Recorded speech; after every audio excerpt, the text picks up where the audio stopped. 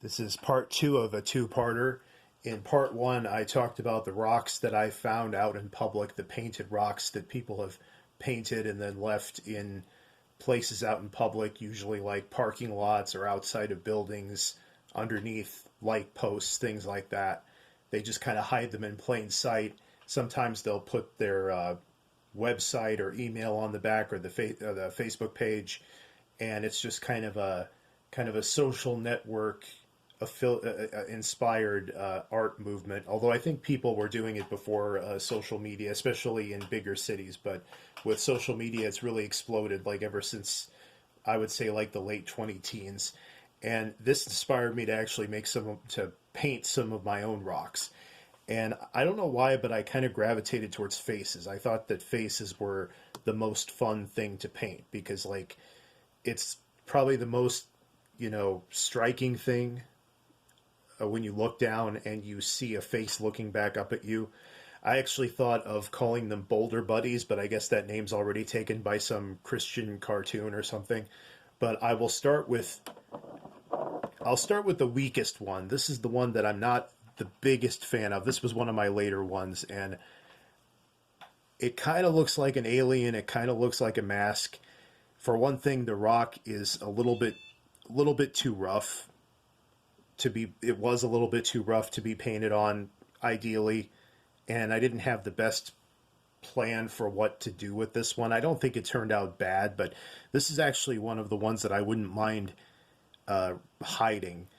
One thing that I learned during this process is that I probably will not be able to participate in this movement because I can't part with these guys. Like I paint them, I work on them, they sort of come to life right in front of me, and they're almost like my children. They're like my babies. I can't leave them out in public because you don't know what's going to happen to them. You don't know if they're going to end up like in a ditch somewhere or down a drain or in the garbage can or up someone's ass. I mean, you don't know where they're going to end up. So like I just decided just to keep them myself. And I do the origami thing where I make the origami dragons and I give those away, but I give those away to people who I know want them. So I know that they're not just going to end up, nobody's going to end up wiping their face with them or anything like that. It's just not going to happen. They're going to actually like treasure them and things like that. So I don't like this whole thing of like blindly giving stuff away. I just don't think I can do it, but at least I tried, and at least I ended up with some cool little pieces of art that I can hang on to, and maybe give away at some point. But I prefer to give them away in person. This is one of the ones I'm actually the most proud of. You see that sheen there? That's actually from clear acrylic spray. That's the same spray that I use on the origami. I paint it with acrylic paint and then I spray over it. And you can see this guy. It's important to show the back too, because like I paint the back and the front. And he's like this bald guy. I kind of usually have an idea of like what I want to do before I do it, but sometimes things happen and things change a little bit. But most of these kind of came out the way I expected, with some exceptions. This one came out pretty close to the way I expected. He kind of looks to me like a drunk dude at a bar who's like eyeing a lady and like trying to flirt with her. I think that's kind of this guy's story. A lot of them have sideburns too, for some reason. So this one, this one kind of went a little crazy, and I like it. It's actually kind of one of my favorites, and it stands up on its own. That's kind of a neat thing. It looks like a totem, almost like a Native American thing, or like an Aztec, like a Central American thing, And I just thought that it was kind of appropriate to paint it this way, or should I say appropriate to paint it this way. So I'll stand this guy up like that.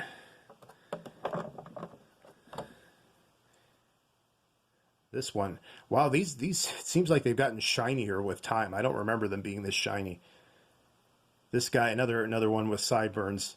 The sideburns are like white and the hair is yellowish, but I like this guy.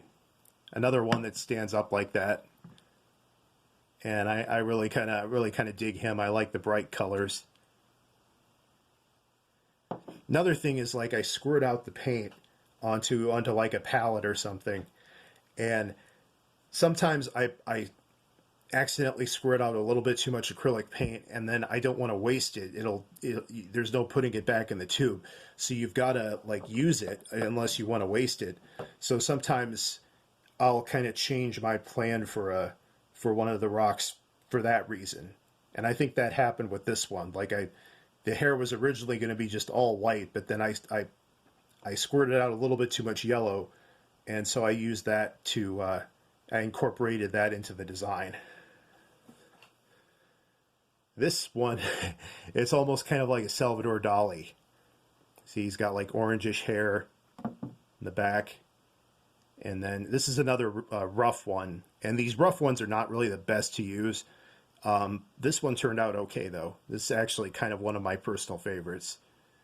He looks like a French waiter, or maybe like a Salvador Dali rock guy. He doesn't really stand up on his own. He has to lay like that. I'll put him here. I'll lay them down so that like you can see them throughout the video. This is another kind of pseudo alien. I ended up painting 3 that ended up looking like aliens. And this one's kind of fun. A lot of rocks are kind of shaped like this. So whenever I come across one, I usually go with an alien. And then I might as well just get the other alien out of the way too. Like a blue and white guy.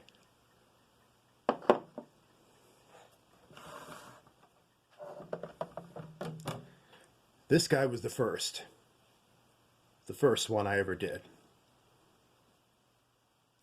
One thing that changed was, again, because I used too much paint. Too much paint came out of the tube. I gave him glasses to use up the black paint. I turned his eyes into glasses. He's got a little soul patch there. But that's my very first one. This was my second one. One of my more minimalistic. See, again, sideburn. And just red and the natural color of the rock. Just kind of a fun little face there. Second one I ever made. When I painted this guy, I was like, you know, I've really got something here. This is like a fun, like this could be a fun hobby for me, at least for a little while. I do have a couple of plain rocks that I haven't worked on yet, but I just haven't really had the urge to make another one of these. This is one of my more animated ones. With this one, I painted this skin, so to speak. This kind of, I mixed the green and the yellow to make this kind of like really kind of sickly green. And I think it really makes it wilder looking. And again, that was a case of using too much paint. And then I used the white to outline the eyebrows and the nose and the face and everything. And I gave it these kind of Beetlejuice-like teeth. And when I painted this one, it's kind of when I realized that I wasn't going to be able to give these away, because they're all different. I tried very hard to make them all different. And yeah, I can't get rid of them. They're mine. Maybe like I might sell them if I'm like desperate for money sometime, but that would kind of be the only situation. And there you can see them all in one shot. Thanks for watching. Make sure to like and subscribe to Captain Unusual. I do a lot of art-oriented things, a lot of history-oriented things, a lot of kind of life hack-oriented things that kind of tie into science. Tune in for my next video about gluggle jugs. I just recently discovered gluggle jugs, and I bought one. And there aren't very many really good videos on YouTube about gluggle jugs. And so I'm going to make one, and it's going to be pretty fun. So, and they've kind of been popular with everyone I've showed them to so far. But thanks for watching. I'll put the original guy right there on the lid there. And, you know, feel free to do this yourself. maybe you'll be able to get over the whole like separation anxiety that I have, but maybe not. But anyway, it is a really fun hobby. Kind of ran its course with me, but I can see myself doing it again in the future. Thanks for watching, and we'll catch you in the next video.